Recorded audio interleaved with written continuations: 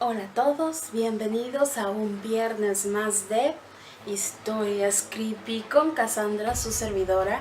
Qué bueno que estén aquí, ya fueron por su cafecito, su tecito, algo que les caiga rico, algo tibiecito para dormir bien. Si no, miren, pónganle pausa, vayan, háganlo y luego regresen. Lo bueno de esto es que pueden pausar en cualquier momento y no hay problema. Entonces, el día de hoy veremos diversas historias de terror.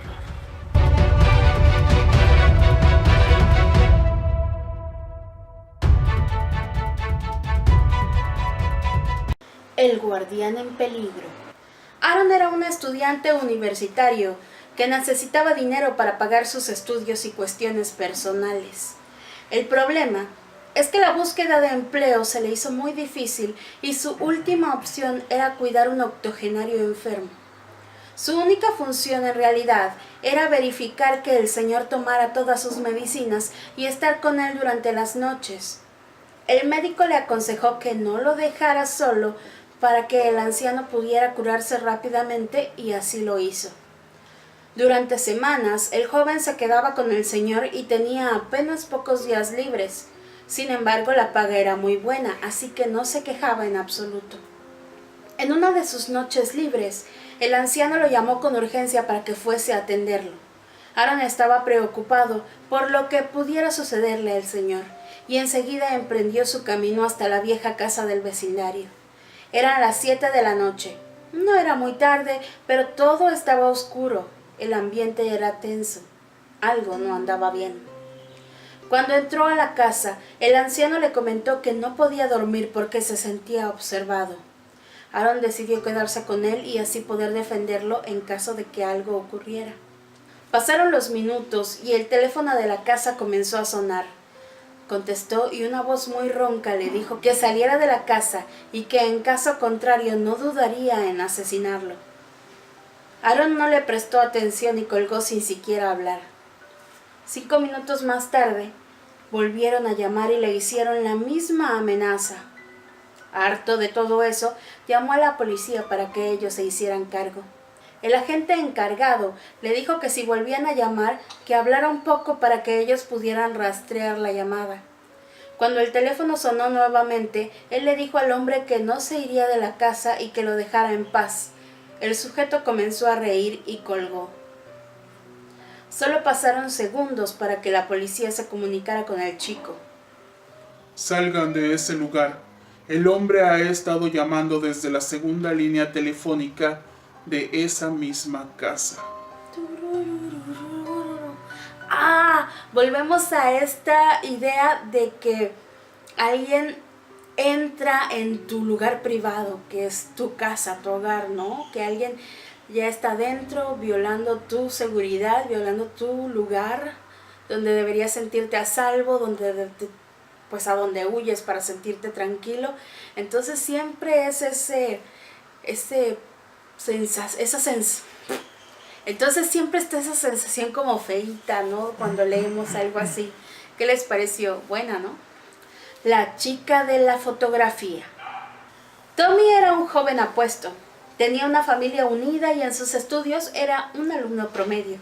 No tenía nada de lo que pudiera quejarse. Su único mal era su curiosidad. Si descubría algo, tenía que investigar el origen. Una tarde se encontraba en su colegio presentando un examen importante. Estaba cerca de la ventana y su curiosa vista encontró algo que le llamó la atención en el jardín de la escuela. En su mente se dijo que iría hasta allí en cuanto terminara con la prueba y así lo hizo. Pasó por el sitio y tomó una fotografía que estaba en el césped. La observó con detenimiento y quedó cautivado con lo que veía. Era la foto de una bella chica. Tenía un vestido rojo con puntos blancos y tacones a juego con su vestimenta elegante. Ella miraba a la cámara, pero su mano indicaba el número 2, como si estuviera contando. Intrigado, le preguntó a otro estudiante que vio si reconocía a la chica y dónde podría encontrarla, pero nadie tenía idea de quién era. Ignoraban su existencia. Era desconocida incluso para su hermana y su madre, que ya llevaban tiempo viviendo en ese lugar. Decepcionado por no encontrar nada, se fue a dormir. Intentó dormir, pero las sombras y ruidos extraños no dejaban de escucharse. Había una sombra, aparentemente era de una mujer, y él enseguida supo que se trataba de la chica. Así que rápidamente salió de la habitación y de la casa con la foto en sus manos. Siguió aquella curiosa sombra, pero él no esperaba que justo cuando fuera a cruzar la calle, un auto saliera de la nada y lo arrollara. Tommy falleció al instante. Jamás soltó aquella fotografía. El conductor, alarmado y choqueado por lo que acababa de ocurrir, salió del auto para ver si el joven estaba vivo. Pero además de encontrarse con un cuerpo sin vida, vio que él tenía una foto en sus manos. En la foto estaba la misma chica. En sus manos se indicaba el número 3. ¡Qué creepy! Para que no anden recogiendo cosas que no deben, muchachos, porque pues lo mismo le pasó también a la chica de Darkwater, que recoge el bolso rojo de Hello Kitty y empiezan a pasarle cosas raras. Entonces mejor evitemos esas cosas raras que están en la calle, a menos que sea una cartera, en cuyo caso tomen el dinero y dénsela a un policía o busquen a alguien a quien darle los papeles, porque oigan, qué difícil es sacar los pinches papeles. Qué lío, andar de aquí para allá, ir a solicitar repuesto del INE, es un desmadrito. Entonces, ustedes saben, chicos. El viejo y el pastel de manzana. Anthony Carter era un anciano gruñón y desquiciado. Odiaba con todo su ser a los niños, sobre todo en la época de Halloween. Detestaba que los pequeños tocaran a la puerta de su casa para pedir dulces. Él solo quería deshacerse de todos ellos. Así que ideó un plan para acabar con todos esos mugrientos niños de la manera más sanguinaria posible. Compró muchísimas manzanas y hojillas de afeitar. Estas últimas las cortó hasta convertirlas en pequeños trozos punzantes que introduciría más tarde en las manzanas. Su esposa estaba aterrorizada con lo que aquel viejo iba a hacer y supo que tenía que detenerlo en cuanto vio que el señor le añadía caramelo a las frutas. Tomó todas las manzanas y, teniendo cuidado de no acabar con las hojillas, preparó un gran pastel. Lo decoró como a su esposo solía gustarle y se lo obsequió minutos antes de que llegaran los niños a pedir dulces. El viejo estaba impaciente, quería que esos mocosos murieran cuanto antes, y en vez de degustar el pastel como una persona normal, lo consumió de manera rápida, sin siquiera llegar a masticar el rico postre. Su esposa estaba sonriente, más de lo que había estado durante los últimos años. Antes de que el viejo pudiera preguntarle a su mujer por qué le sonreía de esa manera, comenzó a ahogarse. Sentía que algo le desgarraba la garganta y bajaba sin piedad por todo el ducto hasta su estómago. El dolor y espasmos que atacaban su anatomía eran tan bestiales que el señor se tumbó al suelo escupiendo sangre, ahogándose con ella y observando con ojos desorbitados a su ahora risueña esposa. ¿Creíste que dejaría que asesinaras a esos niños como lo hiciste con nuestros hijos? El viejo falleció de una manera trágica, tal como murieron sus hijos y como planeaba asesinar a esos niños en Halloween. Su mujer está cobrando venganza con todos los hombres que tratan mal a los niños. Todo lo hace en memoria del viejo y de su pastel de manzana. Así que, si tú eres uno de esos malditos maltratadores, ten cuidado. Oh, no es cierto. Una vengadora, ¿no? ¿Qué Supergirl? Ni qué Wonder Woman, ni qué Capitana Marvel, ni nada de eso, ¿no? La señora del pastel de manzanas. Tómala, papá. El vecino. Gabriel tenía 25 años. Vivía solo en un apartamento promedio de la ciudad. Era poco lo que podía permitirse, pero era suficiente para vivir y salir adelante. Una noche escuchó gritos e impactos de puñetazos. Él estaba preocupado porque desde que se había mudado a ese lugar era el único inquilino de ese piso. Justo a las 12 de la noche, alguien tocó la puerta de su apartamento y muy extrañado fue a abrir. Frente a él se encontraba una mujer muy blanca, se veía cansada y tenía un golpe en el ojo que le generó un hematoma bastante feo. Bastante feo. Ella le preguntó si podía quedarse con él, pues su marido la había golpeado y a la mañana siguiente su familia la iría a recoger. Él, desde luego, no se negó, la hizo pasar y acomodó el sofá para que ella pudiera descansar cómodamente. Era lo único que podía ofrecerle y ella no se quejó. Solo le agradeció el pequeño gesto y se fue a acostar. Al día siguiente, cuando Gabriel iba a hacer el desayuno para ambos, notó que la sábana que le había dado a la señora estaba doblada delicadamente y la mujer ya no estaba. No se extrañó. Quizá la familia la había buscado muy temprano y ahora ella estaría denunciando a su esposo. Sin embargo, ella volvió a aparecer a las 12 de la noche más golpeada que la noche anterior. Todo eso se repitió por una semana completa y ya el chico estaba angustiado. La mujer no le decía nada de su marido, solo se dedicaba a negarse a hablar y a descansar en su sofá. La noche anterior, los gritos desesperados de la mujer y el estado crítico con el que llegó lo hicieron pensar que pronto el esposo la iba a matar, así que bajó hasta la oficina de seguridad. Grande fue su sorpresa cuando los vigilantes y vecinos le dijeron que lo que decía era imposible, que esa mujer no podía quedarse en su habitación. Ella había muerto hace más de un año. Su esposo la había asesinado. La Dama Blanca. Un doctor respetado había salido de una larga jornada de trabajo. Estaba cansado y apenas eran las 5 de la tarde. El día estaba nublado, llovía desde la mañana y el clima no tenía intenciones de mejorar. Así que agotado y con mucha hambre, emprendió el camino hasta el estacionamiento.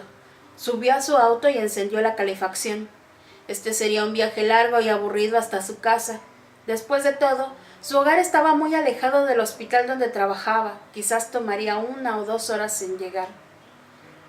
Cuando estaba en plena vía, notó que una mujer vestida de blanco caminaba a paso apresurado por la orilla de la acera. Varios autos pasaban por su lado, pero ninguno le brindaba ayuda. A esas alturas ella estaba sumamente empapada y probablemente temblando de frío, así que el médico aparcó el auto cerca y la invitó a subirse. La llevaría a su casa antes de que se enfermara. La dama aceptó, pero en todo el camino se mantuvo en silencio observando la carretera. Pasaron alrededor de 30 minutos cuando llegaron a las inmediaciones de un gran puente. Fue allí cuando el médico notó lo asustada que se encontraba esa mujer. Estaba temblando mucho y lloraba. Ella le dio la indicación sobre la dirección de su casa. Ya estaban cerca, así que en pocos minutos ya ella estaría bajando del auto. Él le dio un paraguas para que no se siguiera mojando. La mujer se fue e ingresó a la casa, pero no volvió a salir. Ya el médico se estaba impacientando, así que fue hasta ese lugar y tocó la puerta. Lo recibió una pareja de ancianos extrañados por su visita. Él les comentó lo ocurrido y ellos palidecieron. La mujer era su hija, misma que había fallecido hace 5 años en un accidente justo en el puente cercano a su casa. Ella sigue apareciendo en ese puente. La llaman la Dama Blanca. Hay varias versiones de esta historia. Según testimonios, se ha visto tanto en Europa como en América. Si a ustedes les sonó como a la niña del taxi, es porque también en nuestro país se habla mucho de estas personas que aparecen, se suben a los carros y luego resulta que estaban muertas hace mucho tiempo. El rompecabezas. Anne era una anciana solitaria. Su familia había fallecido hace muchos años en un accidente y no tenía a nadie que pudiera hacerle compañía. Quiso comprar un rompecabezas para mantener ocupada la mente y olvidar que poco a poco la soledad la estaba consumiendo. Con el pasar del tiempo se hizo adicta a los rompecabezas y terminaba uno diariamente. Un día fue a la tienda y adquirió uno muy curioso. No tenía portada, no brindaba información, no se sabía la figura final y ella quería ese reto. Llegó a su casa e hizo todos sus quehaceres para poder jugar sin ningún problema. Se sentó en una de las sillas ubicadas en su salón de estar y comenzó a unir las piezas de aquel misterioso rompecabezas. A medida que iba colocando las piezas, empezaba a sentir una fuerte mirada detrás de ella. Se escuchaban ruidos por toda la casa, pero algo le impedía levantarse de su asiento. La forma del rompecabezas le estaba ocasionando mucho miedo, tanto que empezó a temblar de manera involuntaria. Se podía ver en ese rompecabezas el salón en donde ella se encontraba, parte de las escaleras, los muebles, incluso ella se veía reflejada de manera concentrada y a su vez aterrorizada. Algo respiró en su nuca justo cuando colocó la última pieza. El acabado era horrible. Había un hombre en la ventana de su casa observándola, mientras terminaba de armar aquel juego de mesa. Cuando se dio cuenta de que podía moverse, salió de aquel salón y emprendió el rumbo a su habitación. Quería tomar sus cosas, quería huir, pero la misma persona que aparecía en el juego la tenía justo enfrente, mirándola de manera desquiciada con sus dientes puntiagudos al descubierto. Anne fue hallada muerta a la mañana siguiente. La policía encontró la casa totalmente desordenada, su cuerpo empapado en sangre y el rompecabezas exacto. Sin embargo, no tenía una imagen para mostrar. Estaba totalmente en blanco. La estación de servicio. Nunca es bueno manejar solo por carreteras solitarias, menos aún cuando es de noche. Pero Denise era una aventurera. Ella no necesitaba estar acompañada para salir. Eran más de las 11 de la noche. El lugar estaba totalmente solitario. Extrañamente tenía combustible y aprovechando su suerte se detuvo en la estación de servicio y empezó a llenar el tanque. Escuchó unos pasos y observó todo el panorama. No había nadie. Eso la aterró. Pensó que de alguna manera podría sucederle algo malo. Desesperada, terminó de cargar el tanque y se subió al auto. De la nada apareció alguien enfrente con la mirada desorbitada. ¡Morirás! ¡Sal de ahí! ¡Van a matarte!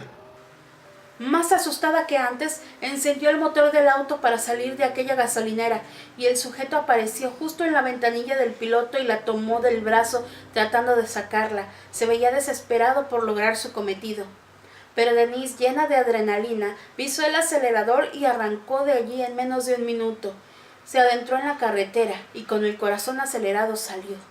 Algo llamó su atención desde el espejo de su auto. Había un bulto extraño en el asiento trasero.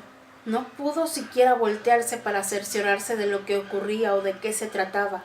Un sujeto extraño la tomó por detrás y colocó un cuchillo en su cuello. Ella detuvo el auto por órdenes del hombre. Este se rió de una manera macabra y la degolló. El cuerpo de Denise fue encontrado 4 días después, o al menos lo que quedaba de él. El hombre la descuartizó y lo único que dejó intacto fue la cabeza, inmortalizando la cara de terror de Denise. Su última reacción fue gritar. ¡Ah! ¡Chinga tu madre! ¡Me asustaste! ¡Ay! Dios, no puede ser. Bueno, eso sí se va para un blooper. David McCallum y su juego de Ouija. David McCallum era conocido en el barrio Mayfair como una persona extraña. No salía a fiestas como el resto de sus compañeros, solo vestía de negro y jamás le habían conocido una sola novia. Sin embargo, muchos notaron que Dennis, otro chico igual de raro que él, era el único que lo acompañaba a todas partes. Estaban juntos prácticamente todo el tiempo, hablando sobre cosas que nadie entendía ni quería entender. Una tarde, David se acercó a 2 adolescentes aparentemente manipulables y les dijo que podían escuchar rock en su casa. Ambos chicos aceptaron extrañados. Al llegar, notaron que la casa del muchacho era realmente un desastre, un chiquero en basura y malos olores. Al parecer vivía solo y no hacía la limpieza a menudo. Lo que menos hicieron fue escuchar música, pues a los pocos minutos de llegar a la casa, Dennis hizo acto de presencia. Les habló sobre un altar que ellos le dedicaron a Satanás y los invitaron, o más bien los obligaron a jugar la Ouija para comunicarse con él y con los muertos. Todos colocaron sus manos en el triángulo móvil que los llevaría a conocer lo que les dirían los muertos. David habló y la voz le cambió totalmente. Preguntó qué era lo que debía hacer y con quién hacerlo. De repente se escucharon susurros en todo el lugar y se abalanzó encima de uno de los adolescentes. Con un cuchillo que desconocían que tenía, empezó a apuñalarlo hasta matarlo. El otro chico intentaba con todas sus fuerzas zafarse del agarre de Dennis y cuando lo logró salió del lugar directo a la policía. Ambos homicidas lanzaron el cuerpo del muchacho en el basurero, pero la policía los encontró. Los metieron en la cárcel de por vida. Durante la interrogación, los dos alegaron que Satanás les había ordenado asesinar a esos dos chicos como lo habían hecho con otros 17, que la policía podía dar por perdidos. Se dice que aún se escuchan voces tétricas en la casa de David. Sangre de María. Esta es la famosa leyenda de Bloody Mary. Hay una entidad ensangrentada que aparece en los espejos al ser invocada. Esta historia es tan frecuente en los Estados Unidos que un ensayo está dedicado a ella y a partir de ese ensayo se originó la famosa película de Candyman. Esta es la leyenda de Bloody Mary. No hables de ella de mala manera. No la invoques sin un motivo. No la mires a los ojos. No toques su piel. No provoques su ira. Se dice que Bloody Mary era una mujer sumamente hermosa. Era deseada por muchos hombres, pero solo uno logró cautivarla. Ella se casó con él y vivieron felices por poco tiempo, pues ella descubrió que su amado esposo la engañaba con una mujer no tan agraciada como ella en su propia casa. Decepcionada y enojada por lo que le había tocado vivir, fue al baño y se suicidó frente al espejo. Su cuerpo fue encontrado lleno de sangre esa misma tarde. Por ser una leyenda que se ha esparcido por todo el mundo, existen diferentes versiones de la historia o el origen de la aparición del espanto Bloody Mary. Otra versión de este mito estadounidense cuenta sobre una mujer joven llamada Mary, quien fue encontrada sin vida por su familia. Según creencias antiguas, al ser enterrada, la familia ató un cordón a sus manos que llegaba a una campana, la cual sonaría si Mary volvía del más allá. Efectivamente, Mary revivió y aló el cordón para sonar la campana, pero nadie la escuchó. La campana fue encontrada en el piso, por lo que sus familiares develaron el cadáver de Mary, y lo que encontraron fue aterrador. Sus manos estaban bañadas en sangre y en el ataúd estaba escrito que volvería por aquellos que no la habían escuchado cuando más los necesitaba. Sin importar el origen de estas leyendas, existen distintos testimonios reales de personas que la han invocado y el ritual es el mismo. ¿Quieres invocar a Bloody Mary? La leyenda dice que debes esperar a que sean las 12 de la noche. Tienes que ir al baño, pararte frente al espejo y colocar una vela blanca en cada extremo. Empezará diciéndolo en susurros apenas audibles. Luego ves subiendo el tono hasta que te encuentres gritando. Al terminar verás cómo tu reflejo desaparece y en su lugar aparece Bloody Mary totalmente ensangrentada y sonriéndote de manera macabra. Ten cuidado con lo que deseas. Tus intenciones no solo atraerán a Bloody Mary, también puede venir el mismo diablo con ella. No la retes o no la insultes, porque te matará. ¿Y tú invocarás a Bloody Mary? Los gemelos traviesos. Pedrito y Juanito eran inseparables. No en vano eran hermanos gemelos y estaban entre los pocos niños de su edad que quedaban en el pueblo. Hacía años que la gente había empezado a migrar a la ciudad y los pocos jóvenes que permanecían en el pueblo lo hacían más por apego a sus mayores que por un deseo real de quedarse. Los padres de Pedro y Juan no eran la excepción.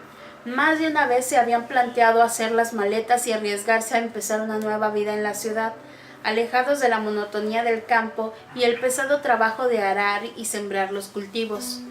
Pero la idea de que sus hijos se criaran entre coches, humo y los peligros propios de las grandes urbes los frenaban. Aunque claro, eso también tenía en su contra. Los niños prácticamente estaban solos y no tenían muchos amigos con quien jugar. Los gemelos eran conocidos por todo el pueblo por sus travesuras. Es normal a esa edad que los niños sean inquietos, y más cuando se aburren por no tener amigos con los que correr y jugar. Pero los pequeños no paraban con sus pillerías y muchos ancianos del pueblo ya estaban hartos de ellos.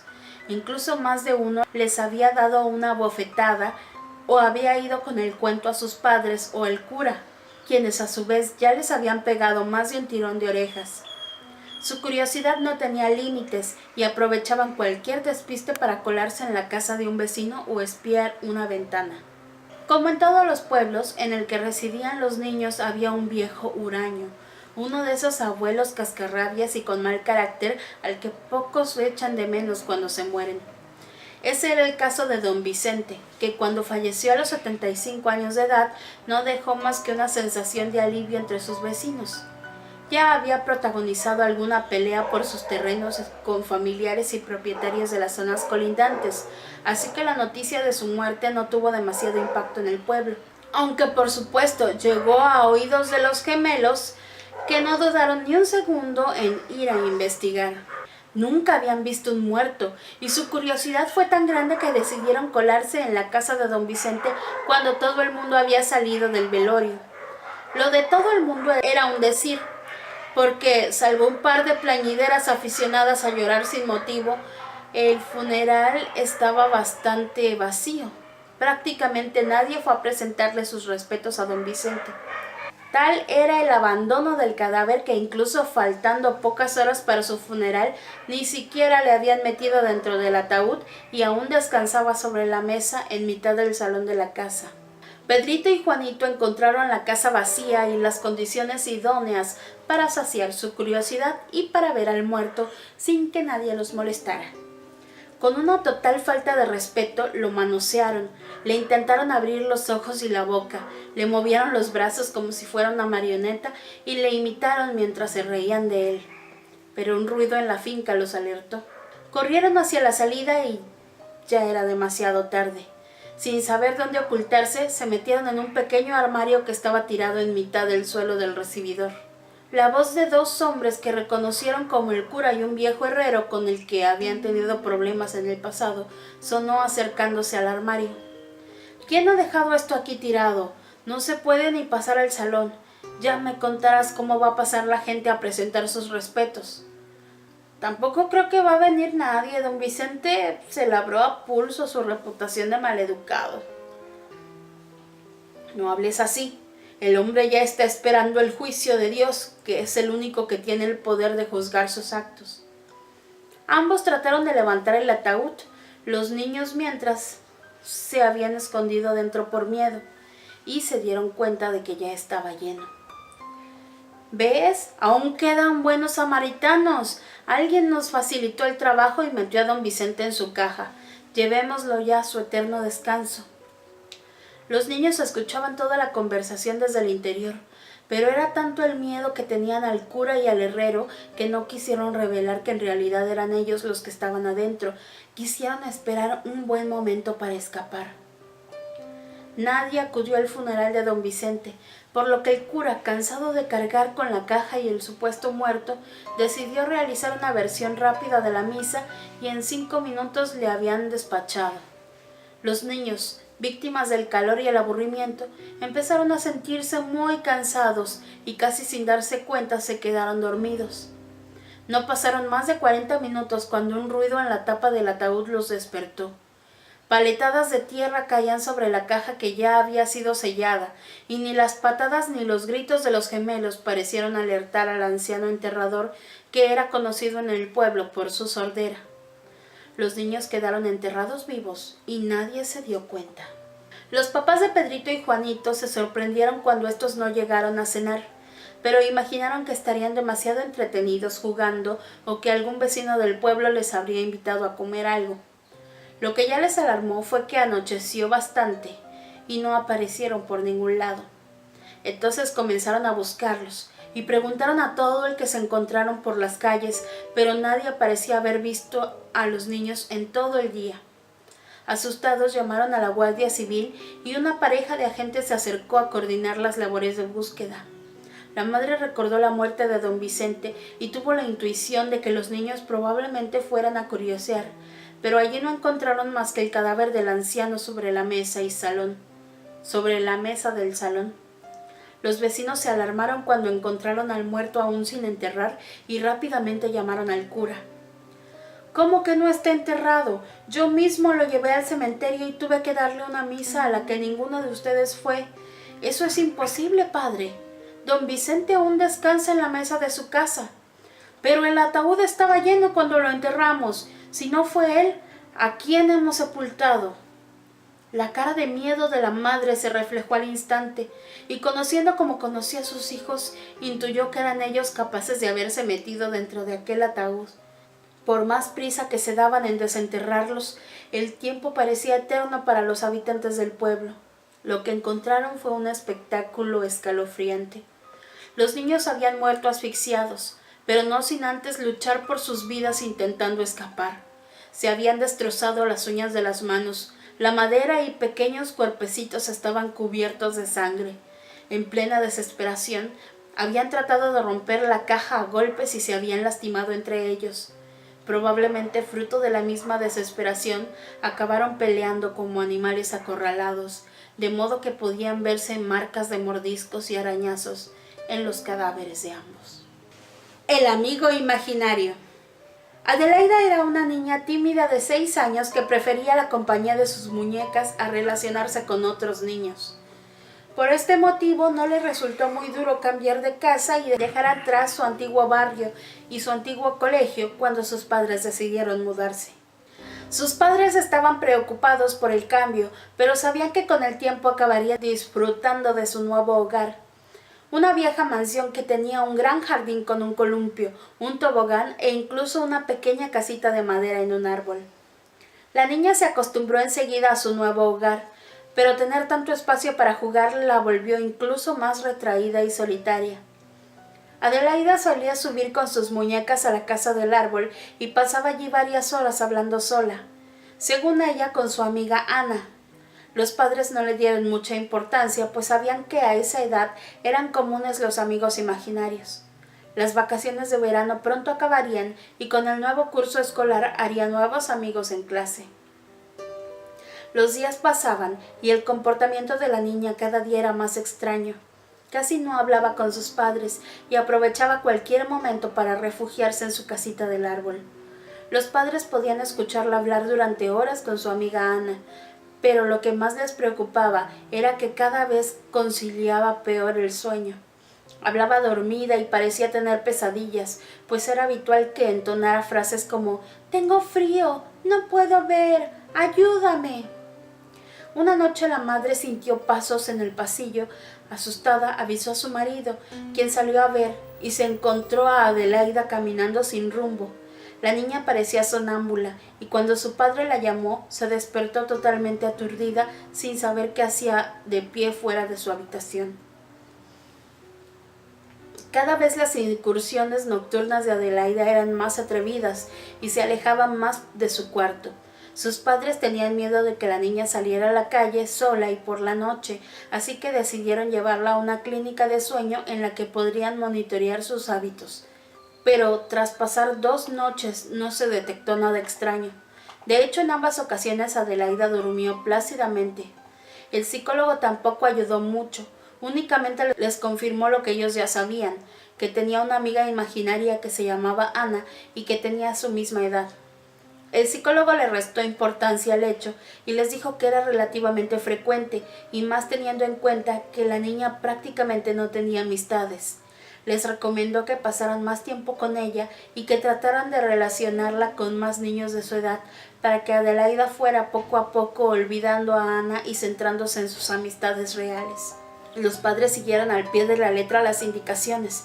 Pasaban cada vez más tiempo con ella y la dejaban poco tiempo libre para que fuera a charlar con Ana. Pero eso no hizo más que empeorar su ataque de sonambulismo. Parecía como si el tiempo que ya no pasaba con su amiga imaginaria por el día lo compensara por la noche. Sus sueños parecían cada vez más vívidos y en un par de ocasiones el padre la encontró a punto de salir al jardín.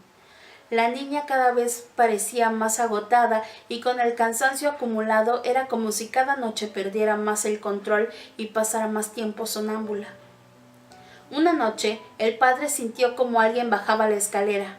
Al ver a su hija en la puerta de la casa, le recorrió la espalda un frío. Al contrario que en otras ocasiones, cuando llamó a Adelaida, la niña pareció ignorarlo y solamente le dedicó una mirada fugaz antes de abrir la puerta y salir al jardín. Los ojos de su hija parecían otros. Era como si no la reconociera.